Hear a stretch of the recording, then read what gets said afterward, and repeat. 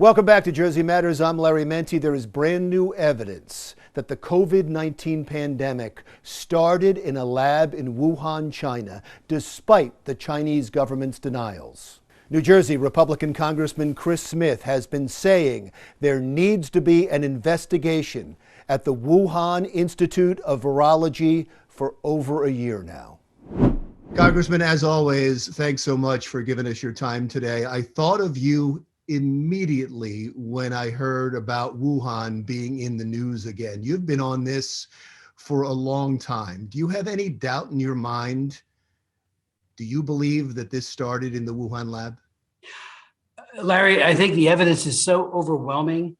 And matter of fact, the fact that so many people in the news media, because President Trump suggested this and asserted this, immediately defaulted to that it can't be true, did a grave disservice to the lives and well-being of hundreds of thousands of people. Had we been very clear, and if the world was united back in more than a year ago, in January, February, March, as to the origins, which I believe was in the Wuhan lab, we might have gotten to how better to mitigate its damage that much faster. But unfortunately, it was cover up for all these months. I even introduced a bill, Larry, that in April, not of this year, of a year ago, that would empower Americans to sue the government of China for monetary damages for personal injury or death or damage or loss of property as a result of a willful or grossly negligent misrepresentation of information to the World Health Organization. Xi Jinping, the dictator of China, lies for a living. He does it on all things, whether it be the genocide that's unfolding in Xinjiang, Hong Kong, or all the other human rights abuses. He does not tell the truth. So mistakes were made in the past by this country in not going after the Wuhan lab aggressively enough. What can be done now? Well, I think there needs to be a top-to-bottom review of all of these infectious diseases, who we collaborate with. Remember anthrax, which took cutaneous anthrax, impacted people in my district, in Hamilton Township, killed some people at Brentwood, which is in Washington, from anthrax. And that, we believe, came out of our own lab by a disgruntled individual. We've got to look so carefully at all of these infectious diseases. And when you collaborate with the Chinese Communist Party, you're opening the door for enormous amounts of potential pain and suffering, and in this case, a pandemic. So I think we need to bar that, deal with governments where there is protocols are in place to protect any kind of release of an infectious disease. We need to study them in order to come up with better strategies for curing and also mitigating their spread. But dealing with a Chinese dictatorship, the Chinese Communist Party seems to have been, from the get-go, a very misguided misadventure. It does call into question how much influence China has over this country. Yes, because it seemed like immediately it was called a conspiracy. It was poo-pooed in the media. Right. Politicians were out in front of it saying that's ridiculous. It never happened. Is that Chinese influence, or is that just they made a mistake?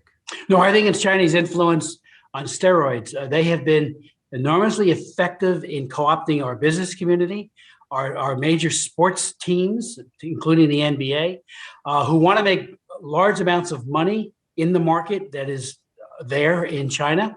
And they're willing to look askance, look the other way when it comes to gross violations of human rights. And in this case, a situation that has killed, almost 600,000 Americans, just an enormous loss of life. And in New Jersey alone, it's over 26,000. So we're talking about grave implications for that willingness to partner with a dictatorship that is not responsible. And money buys influence, and they have bought our larger businesses. We see with the Olympics. I just chaired a hearing on the 2022 Olympics. I opposed China getting that as a venue for the Winter Olympics. They got it because of their genocide against the Muslim Uyghurs, their terrible misdeeds against Hong Kong. I mean, Hong Kong, they made promises that were in writing to protect human rights. It's called the Basic Law. It's also an international covenant between the UK and China, a treaty, and they've broken it all. They lie, they deceive. It's not the Chinese people with whom we have an argument. It is the Chinese Communist Party that is very malevolent and does horrible things to its own people and, of course, the people outside of its borders. Congressman, you mentioned the deaths in the nation and in New Jersey, but this is a global pandemic. There's over 3 million people that died in this. You would think the rest of the world would join us. Well, you would think, but I saw it even during the Trump administration, Larry, when Tedros, and I've known the Director General for years, I've disagreed with him in terms of he's the head of the World Health Organization, in terms of his honesty. He was in Ethiopia, and I argued with him many times there before China put him in that position as Director General. But much of the world just went right back to, oh, let's just turn the page. Are you kidding me? Over 3.5 million dead people, people who have lost their jobs who are listening to you and I on this broadcast, lost their businesses, their livelihoods, and many who have lost their lives. And there are many people who are very sick longer term from the COVID-19. You know, not everybody who recover completely. A lot of them carry the scars of it, and they're very profound.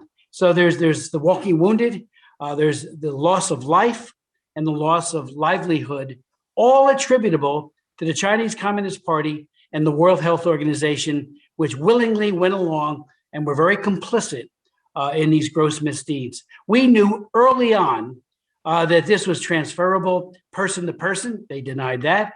December 8th was the first confirmed case. We believe there were ones that occurred in November of 2019, not in December, early December. And what they did to their own whistleblowers, including Dr. Lee, just went after him when he started to post this problem as it was emerging. Had there been, it's like a tourniquet. It's like catching cancer early before it's stage 4. Much of the damage could have been avoided had there been honesty and accountability, both in China with the Chinese Communist Party and the World Health Organization. And, this can happen again.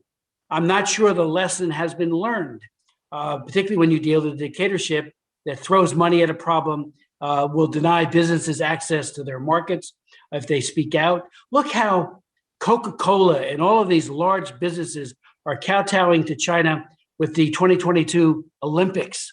They're there to make money, to ensure that their continued access. I have a hearing that I'm trying to get them to come to.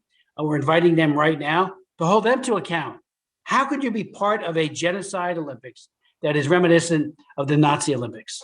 Speaking of holding people accountable, what about Dr. Fauci? It's now come out that it sounds like he did fund some of this research, and emails have come out that he may have known that, even if he didn't fund it, he may have known that it came out of the Wuhan lab as early as January of 2020. I think he needs to be held to account far more than he has been. The fact that there was so little said about American dollars, tax dollars, going to the Wuhan laboratory. One estimate is 600,000. I'm not sure exactly what it is. I have introduced legislation as well, the call for a commission to study this and ask the hard questions without a politicized answer coming back or a soundbite. There's just too much at stake, too much loss of life. And the belief, I can't say it's a fact yet, that gain of function work was being done there to make COVID-19 even more virulent and transmissible than it would otherwise have been. Why do U.S. taxpayers or any country's taxpayers want to be complicit in that? What's the reason? We know the People's Liberation Army has a profound interest in what happens and plays a role at the Wuhan laboratory. Were they creating weapons? We don't know that.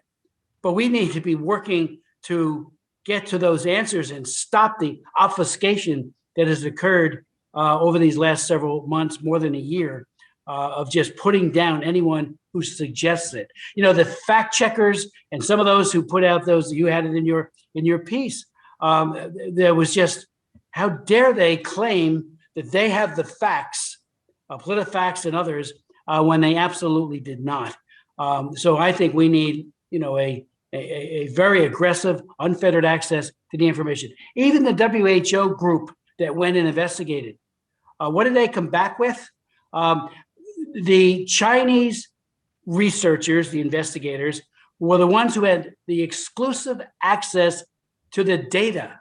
Right. And then they would pass it on to the Western scientists who are part of the smiling, but you know that they're going to lie and deceive. You just know. Well, to your point, that's where I thought you were going for. The WHO researchers criticized their own research. They did. Yeah. I'm glad they did that. You know, with a straight face, they couldn't continue the, you know, in the face of growing understanding as to what truly happened. But again, that's what Xi Jinping does. The man has so much blood on his record, and now he's got illness blood because this is the Xi Jinping pandemic. One last question. Will we ever get to the bottom of this? Because I would think that finding the source of a pandemic that killed 600,000 Americans or will kill 600,000 Americans if things keep going the way they are, I would think that would be a bipartisan issue that everyone would want to know the answer to that. You would think. And there are some bipartisan members who, you know, members of both sides of the aisle who want it. But for a long time, those of us who asserted that this came out of the Wuhan laboratory were scoffed at, laughed at, bewildered, belittled. When I wrote my op-ed for the Asbury Park Press, which was also run in the Washington Times, you should have seen some of the backlash of people who thought I was picking on the Chinese government. Well, let's always differentiate. It's the Chinese Communist Party who have a malign influence on the world and a horrific influence and record on their own people. They do torture like no one else does torture on the face of the earth, courtesy of the Chinese Communist Party. So we're standing with the Chinese people as well when we want all of this information out and a true accountability rendered as to what happened. We got to stay at it. You know, they could destroy a lot of the evidence. They probably have. The records, the logs that need to be accessed to determine, you know, information was kept. Scientists do write things down, which is a good thing. But there have to be at least some remnants of that information still available. And we also found out that there are brave and people with good conscience in that laboratory. Or we Absolutely. wouldn't have about it in the first place. So it's still worth an investigation. And some of those who were whistleblowers, and maybe as many as 3 who got sick themselves, you know, cover up only lasts for a season unless it is enabled by people like in our own government and our own. So Dr. Fauci does have a lot of accounting to do. In my opinion, a lot of answers that remain unanswered, questions that need to be posed. What were we as American taxpayers doing, aiding and abetting a Chinese Communist Party's laboratory called the Wuhan laboratory?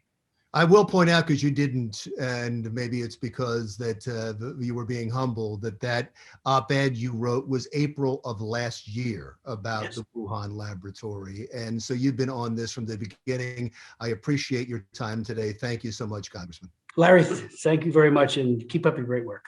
Thank you. New Jersey Republican Congressman Chris Smith. Still to come on Jersey Matters, investigators have been working tirelessly to find a little girl who was abducted from a park in Bridgeton over a year and a half ago. We'll get an update from the Cumberland County prosecutor next.